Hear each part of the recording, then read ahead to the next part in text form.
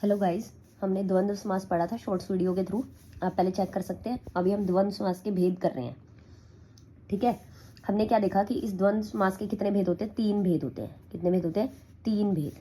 जो ये 3 भेद होते हैं, मैंने अभी रिसेंटली एक एग्जाम देखा एस्टेट का, पीजीटी लेवल पे यहाँ से क्वेश्चन पूछा हुआ था। इतरेतर द्वंद्व समास, जो ये 3 भेद होते हैं, ये होते हैं इतरेतर द्वंद्व समास।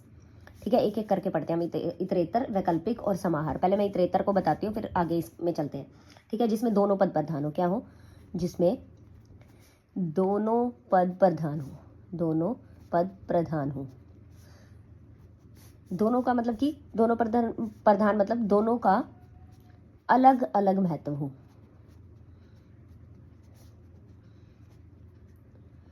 एग्जाम्पल, दोनों का अलग अलग महत्व मतलब दोनों अपने अपने लेवल पे इंपॉर्टेंट हो। मतलब जैसे माता पिता, यहाँ पे दोनों पद प्रधान है, माता का भी इंपॉर्टेंट है और पिता भी। ठीक है, राधा कृष्ण बहुत इंपॉर्टेंट है। आजकल जो एग्जाम्स में डायरेक्ट द्वंद्व समास से कम और भेद से ज़्यादा क्वेश्चन पूछा जाता है।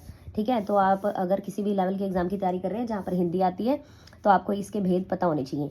नेक्स्ट है वैकल्पिक द्वंद्व समास। ठीक है, इसमें क्या है, आप वैकल्पिक से समझ पा रहे हो कि मतलब कि विलोम शब्द होगा। मतलब विलोम शब्द यहाँ पे होगा।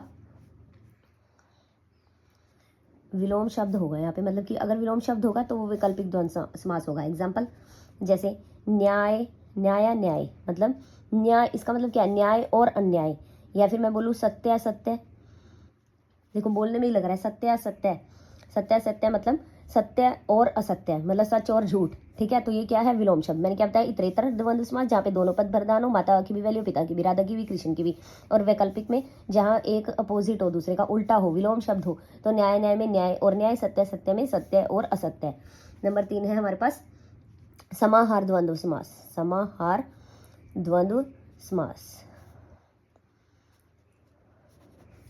ठीक है, जिसमें जो समूह के भाव को, समूह के भाव को दर्शाता है, भाव को दर्शाता है।